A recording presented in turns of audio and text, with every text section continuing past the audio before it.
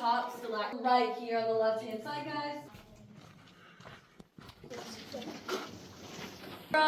And the room up here behind. Now I'm sure you guys saw that sign in. Alright, first and foremost. How many cell phones are?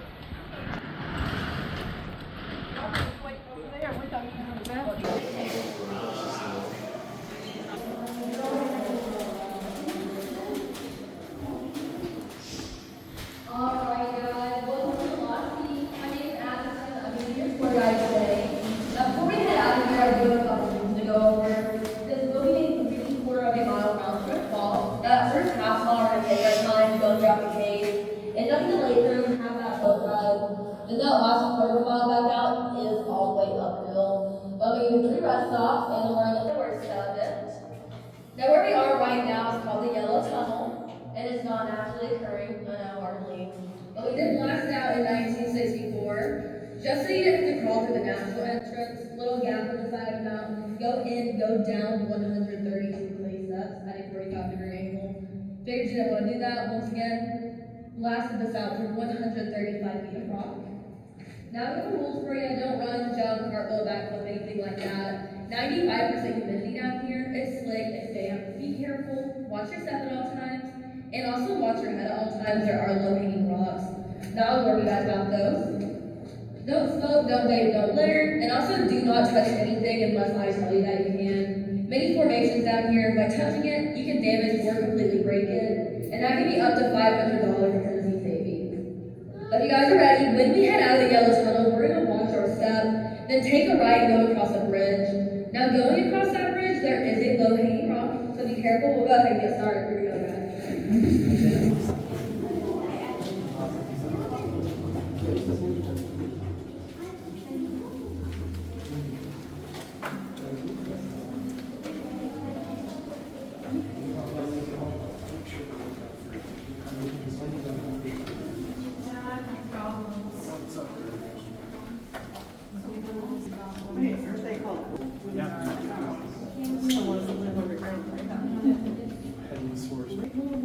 No, they're not people.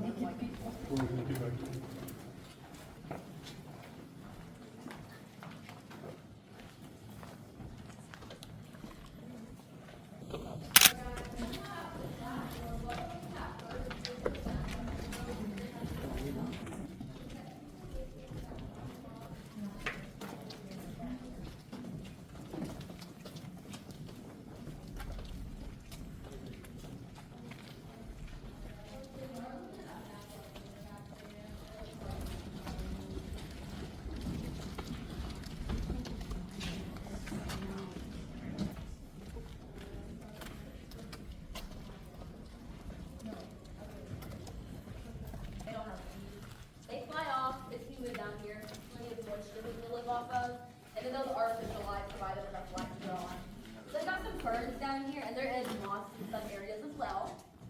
Alright guys, now feel free to come on up to the platform. I know there's not a super whole lot of room, but what we're looking at first is in the back left corner over here behind you guys. Now it's called the Cascades. On the bottom we have a white rock called flowstone. Now the reason we call it flowstone is because the rock itself looks like it's slowing down. Now that's made of calcium carbonate. Really though, just a fancy way of saying chalk. Right there, you can't tell too much. But we're all gonna look up right there with that light shining. And those are some calcium carbonate deposits. And you can tell it does look a little more chalky right there. Alright, you guys, keep on making your way down this direction. and I'll tell you what's going on behind me.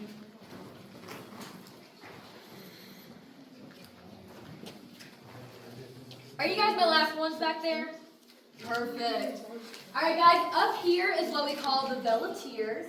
On top, we have stalactites. T for top, stalactite. Then stalagmites, stalag, ground, on the ground. Now these stalactites are active, that means they're growing.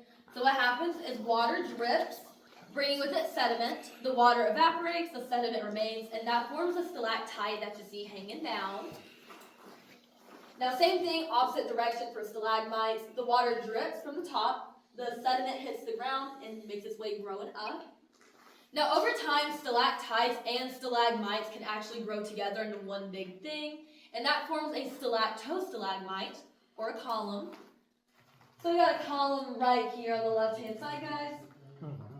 Got a column. And you can actually see where the water runs down, goes that direction. Cool thing about stalactites, there is no fixed rate of growth. They go hundreds of years dripping every single day, then turn around and go hundreds of years, not a single drop. Now we will continue our way down this direction. I want you guys to watch your step. We're going from concrete to clay. Now feel free to use that handrail. Now this room right here is called the council chamber. Now the reason it's called the council chamber is because back in the 1820s, this set of caverns was owned by a Native American chief. He was from the Cherokee tribe, and his name was Chief Craighead. And that's why these caverns are called the Craighead Caverns. But he held his meetings down here because not only is the cave very secure, but it also is essentially air conditioned. It stays 58 degrees Fahrenheit year round, never fluctuates. That feels a lot better than the outside in the summer and the winter. So that's why he liked to have his meetings down here. But 100 years later in the 1920s, a group of teenagers came down, made their way over here through the natural entrance, and they found some relics, some arrowheads, some jewelry, some pottery shards. We did take those things out of the cave, of course, and they're upstairs in the lobby. If you guys didn't see that glass display case next to the opening of the gift shop on the way in, check it out on the way out. Everything in there is very, very cool. And in case you're wondering, what's the orange glowing light? It is mood lighting, it's supposed to look like a campfire. So. Now, what I'll be showing you next is actually on the ceiling. So I'm going to tell you a little bit, then we'll walk under the overhang. But as you come under here, you guys are going to take your flashlight on your phone, whatever you have, shine it up. And you're going to look for something pointy, poking out every single direction. It actually kind of looks like a sea urchin. So those are called amphidites, coming from the Greek word anthos, meaning flower. So they're also called cave flowers. But amphidites are one of the rarest cave formations in the entire world. They're only found in about 8 caves worldwide. And here in the Craighead Caverns, we do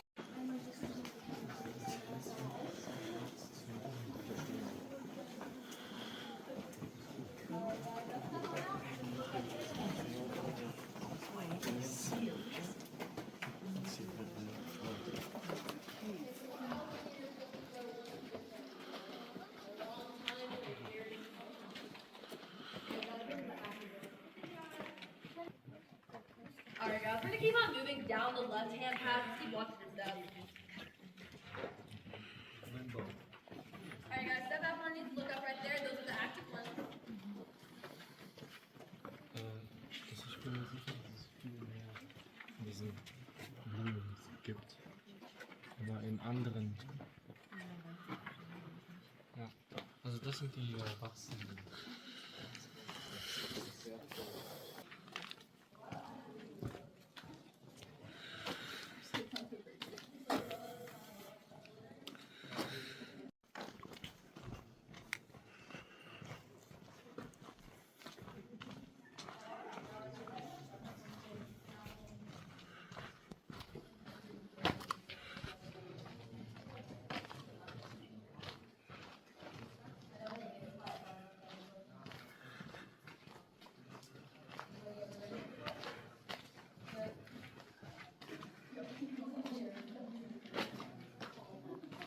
Sometimes I would say that, like, yeah, right here, you're drowned. And I was like, yeah, but that boat ride sucked. So you need to change a lot of. Now this is called a leaching vat. This one's reconstructed. It's not the original. But back in the American Civil War, Confederate soldiers did come down here. They took the soil and they took bat guano, so solidified bat poop. Both those things out of the cave, put into a leaching vat there. Next, what happened, boiling hot water was poured into it, and that ran down. A mixture was actually collected in the pot at the end. And what that mixture was called was mother's liquor. And it felt like molasses in texture. What they would add to that was potash lye, let that solidify until it felt like a bar of soap. And on top, potassium nitrate crystals, called saltpeter crystals, formed. What the soldiers did, scraped them off, sent them to refineries down in Georgia, and that's where they turned them into gunpowder. So if you guys ever wondered where gunpowder came from, it does come from bat poop. Sorry, spoil it for you. Funny thing too, bat guano, very popular ingredient at the time in makeup. So, put that on your face. Now, when we walk through here, guys, I want you to watch your head, pretty low hanging right there, but also look to the left at the date 1863. That was put there by the burnt end of a Confederate soldier's torch. We carbon-14 tested it, came back authentic, and that is the oldest authenticated date we have down here, and that makes us a Civil War trail marker. Now, 1863, that's when the Confederates left the cave system. Union soldiers less than 4 miles down the road. They caught wind of that, left rather quickly, and from that point on, the Union did control the area. And you probably noticed that I said oldest authenticated date. That's because you can only test stuff written in black. What you do is you test the breakdown of the carbon-14 isotope, see how long it's actually been on the wall, if they were lying to you or not. Now, I'll tell you a little secret. Anything engraved into the rock, written in white, when you test that, it just tells you how old the rock is, and it's not very helpful. Yeah, I know. Once again, we go under here, you're going to watch your head, look to the left at that date. There is more graffiti you can check out. There's one that says Melissa plus Jeremiah. So cute. Now there's one that says Dennis Ray Belcher. There's actually 3 because he wrote his full legal name down here 3 separate times. So check out the graffiti, 1863, some fun names. Here we go, guys. Watch your head. And there's Melissa plus Jeremiah. There's one right here that just says Denise.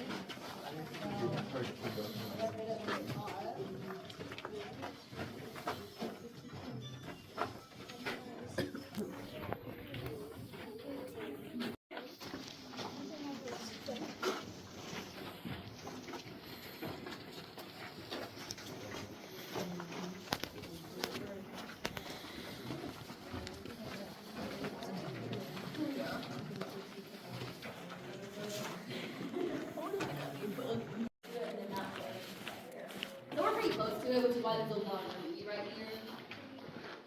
But you can still access it. It's on the back end of the property, up in the woods. Alright, guys, now as you make your way down right here, what we're looking at will be to your left. It looks like a pit. It's actually a room.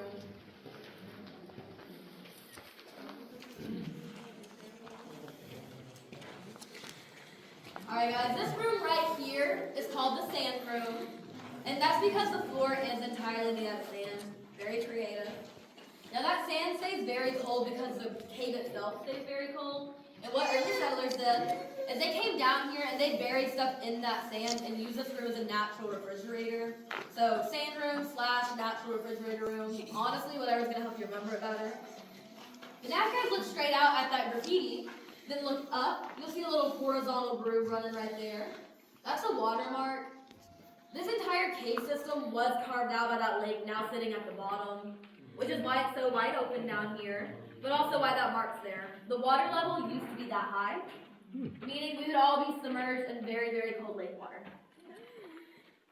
Now guys, I will be taking you into the room behind me. Watch your step and also watch your head. That rug juts out right there on the right hand side. Just be careful, but we'll go ahead and get started. Got it.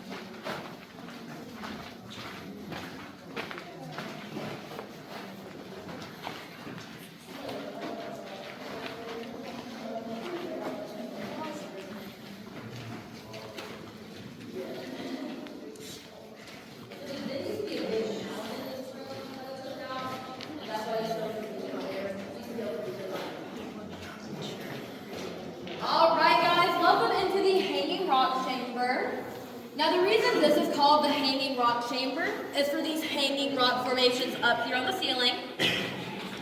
Now these are called pendants, and they were formed when water rushed from the room we just came from, and the room up here behind me, colliding together, formed a whirlpool, and the eye of the whirlpool is actually over here. You see it's a little higher up, a little more flat. That's where the eye of the whirlpool was. But it carved out the bedrock that makes up the ceiling, forming the pendants that you see today. Now up here in the room behind me, that is the location of our big room, second largest room that we have down here. Unfortunately, guys, I can't take you up there today. I'll tell you why. Reason number one, not very many lights. Reason number two, there's a lot of deep pits in the floor. Put those together, it's not a great combo. We're gonna stay down here. So that is the location of our natural entrance, as well as 3 dance floors and a place for a band to play. And I know you guys are wondering, why do we need that in a cave? Well, back in 1947, we had something called the Cavern Tavern, and that is a fully functioning bar in the cave. So people came down here, drank moonshine, listened to music, dance. But when you drink moonshine down here, you don't feel the effects due to the high humidity and the cool temperatures. Meaning people started making their way back up those 132 clay steps at a 45-degree angle before they started feeling the effects, and most of the time fell straight back down into the big room. So it wasn't super popular, it only lasted about 2 months for obvious reasons. But when they left, we found 3 authentic Tennessee moonshine stills in there. Took 2 out of the cave, and 1 does remain closer to the lake room, so I'll show you when we get there.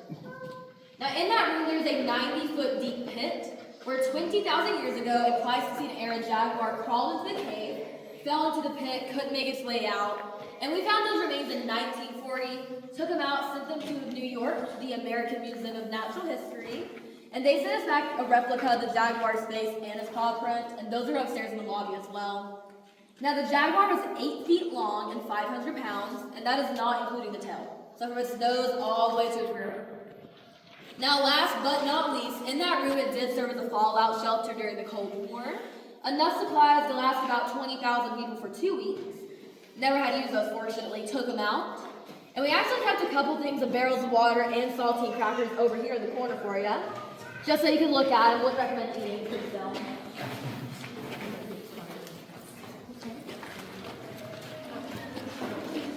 Guys. Now I actually do have one more thing to show you in this room, and it's actually going to be natural darkness. So what I'm going to have you guys do, find a nice, relatively flat piece of ground to stand on. I'm turning the lights out for a second. So I got a couple requests for you. Request number 1, let's not have any lights on, so any phones, we need to turn those off. Any watches, we need to keep those covered.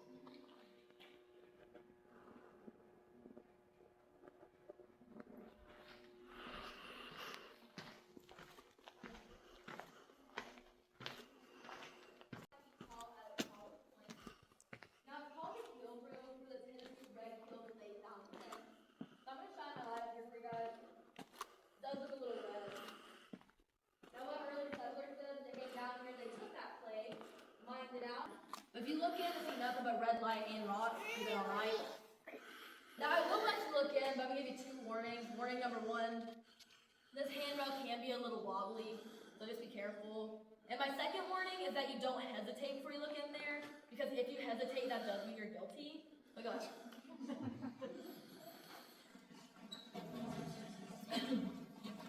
Now guys, as you're looking, give you a little So, fun fact, where you're standing right now in the keel room, it is the deepest point you're going to be today.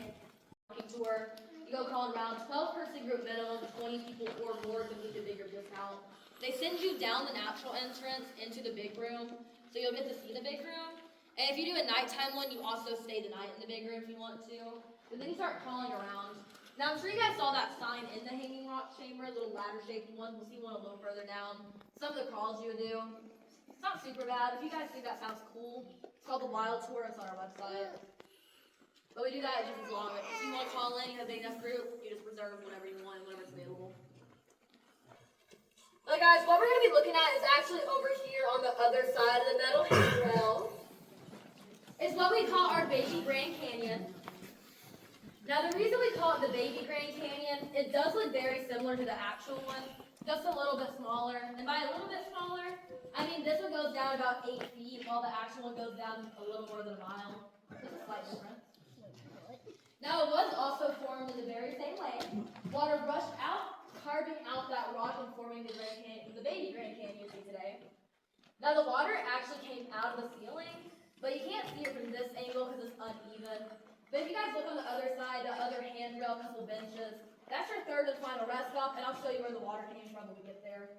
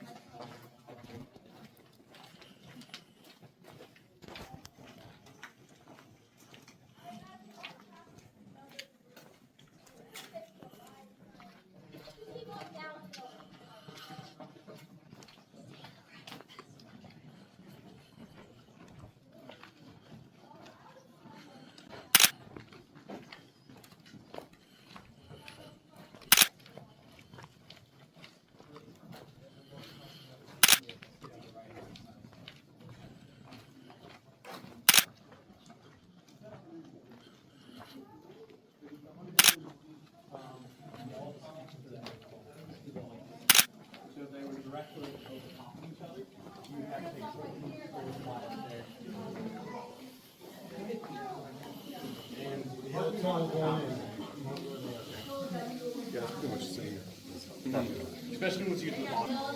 Right here.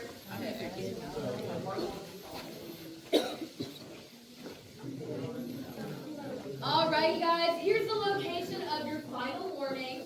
Rather steep hill behind me, only way in and out of the lake room. Meaning, if you don't think you can make that walk down and most importantly back out, you are more than welcome to wait up there. However, about 20-25 minutes before the group comes out and you would miss your boat ride. Now, as you can see, it's a little breathtaking by our friends so kindly giving us an example up there. They're fine, just love doing it. But if you do want to come with me, go at your own pace. If you're going to go a little slower, that's fine. Just don't sprint past me. I'll wait on you. But as we go down right here, we're entering the spring room. Now, as we go down, look to your left, and you're going to see Crystal Falls, and that is the only visible water source to our underground lake. There's 2 other springs that feed in, but they're below the surface. We won't see them today. Then keep going past Crystal Falls, look to your right, and see that authentic Tennessee moonshine still. Now, we moved it down here from the Cavern Tavern, just so everyone can see it. Now, we do have it staged up next to that stream to look like it's running. I'll tell you something. I check it every morning. There's nothing in it. There are no free samples today. I'm sorry.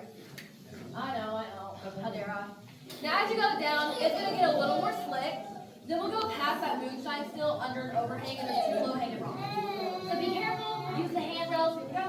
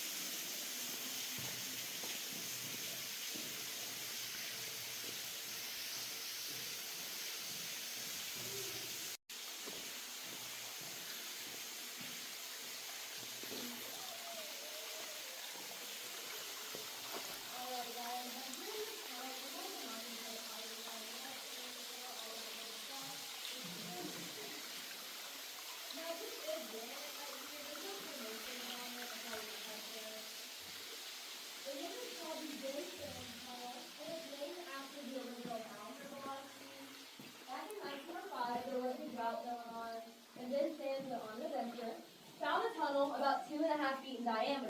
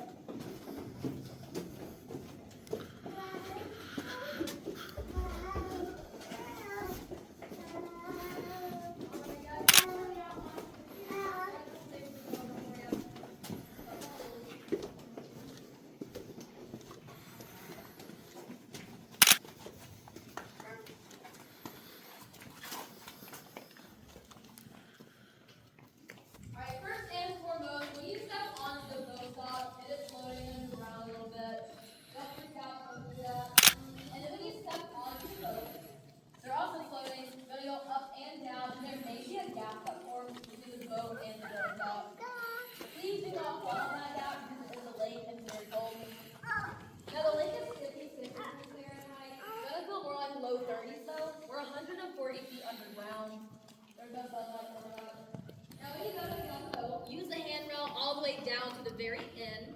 Have a seat, remain seated.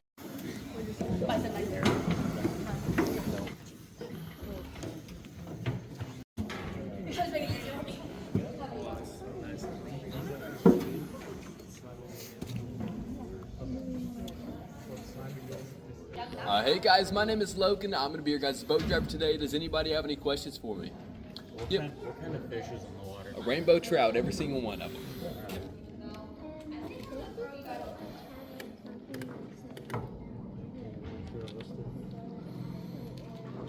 Yep, we have a trolling motor right here. Yep. We're going to feed them on this boat ride. They eat beef and liver pellets. Before? They weren't here before. They weren't, yeah. So we did start stocking them, so we do have to end up feeding them. Oh yeah? The rainbow trouts. Yep. Did they release all 300 of them, or was that just breeding?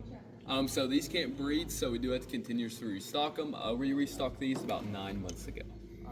There's going to be anywhere from 330 to 340. But yes, I'll talk about that diving expedition as well. On average, they grow about 30 inches, almost 3 feet. Yeah, that's pretty big. For a rainbow trout especially, that's huge. But you got to keep in mind they're fed every single boat ride, every single day.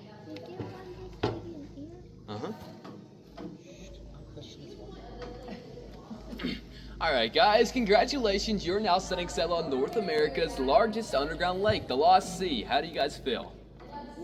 Lost? That's what I was looking for. But it is 800 feet long, 220 feet wide, and 65 feet up from the water's surface. Now, the water depth varies. Think of it like a swimming pool. The further you go out, the deeper it is. Over there by the dock, it's going to be about 10 to 15 feet down. In the middle, it's going to be 35 to 40. And at the very deepest point, it's going to be 65 to 75 feet deep. Now, the water is 98% pure, 2% mineral, those minerals being magnesium and calcium. It's pretty good drinking water. Just keep in mind the fish do have to go to the bathroom somewhere, and it's so clear that you guys can see down 10 to 20 feet in any given point, and it's constantly 56 degrees year round.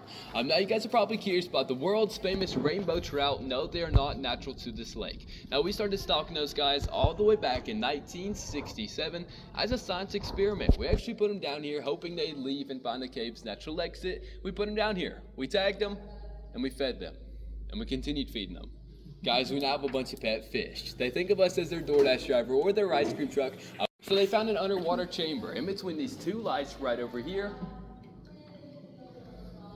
Now that chamber alone was over 800 feet long and led to multiple rooms that were 100 feet deep. Now eventually with the pressure in there, it started to shift around and cause rocks to fall, but the water became murky like chocolate milk and they eventually deemed it too dangerous to ever go back. Well, they were, but no, there wasn't as many as there are now. I think the first batch we put in here, we tagged 200 of them, I'm pretty sure. How many cell phones are on the bottom? A lot, a lot.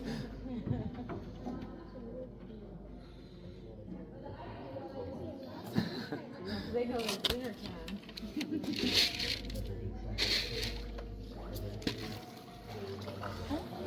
Alright guys, we made it back here to the fish feeding area. We're going to do some circles out here while I feed the fish and tell you more about them. Now if you guys have any questions for me at any point in time, please feel free to ask me. And as I start to feed these fish, they may jump and get rowdy. Don't worry guys, one's not going to jump in the boat. Last time one jumped in the boat was about 22 years ago. And a lady named Linda got so scared she ended up beating that fish with her purse. And she refused to give it back to us. Quite frankly, we were too scared to ask for it back as we saw what she could do to the fish. Imagine what she could do to us guys, so we let her keep it. And she took it home and called us back the next day to tell us how bad our fish tasted. She said it tasted like dog food and she wanted a refund.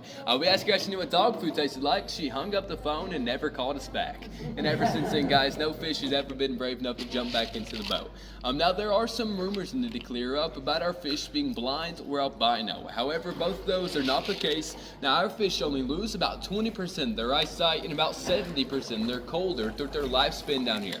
Now these fish are fed every single day, every single boat ride, so they're perfectly happy and healthy. Now they are fed Purina trout chow, also known as beef and liver pellets, aka dog food for fish. Now our biggest fish ever was Trevor. Trevor was 16 pounds, 7 ounces, and 33 inches long. Now that's pretty big for a rainbow trout. You may have actually saw Trevor displayed in the lobby above. Fun fact, whenever we put him up there, we made the groundbreaking discovery that Trevor was a female when he changed his name to Tracy. Now, rainbow trout are a river fish. They need a rocky bottom and a strong current to reproduce. They do not get that down here. They get that same clay stuff that we have been walking on in little to no current. So we do have to keep restocking these guys every 4 to 5 years. Does anybody have any names picked out? Don't name no fish after me, bro. I hope you run into the motor barrel. Look at his mouth.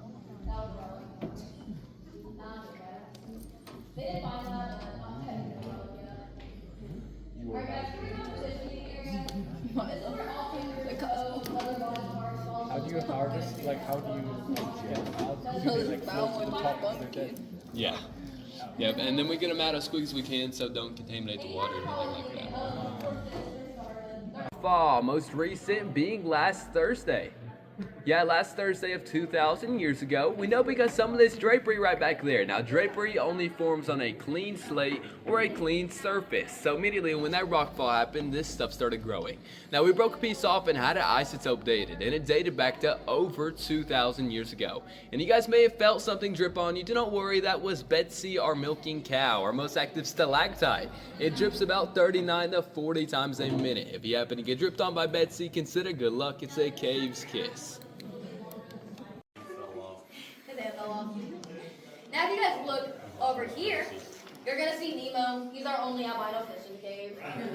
Now Nemo is an active stalactite. The way you know he's active is by that damp spot around the white.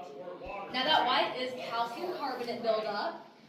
And Nemo is going to continue dripping and growing until in a couple thousand years, we'll have a fish-shaped stalactite. So if you guys want to see Nemo then, mark it on your calendar, come on back, I'll be waiting. Now guys, last thing I'm going to show you today is something you didn't expect to see.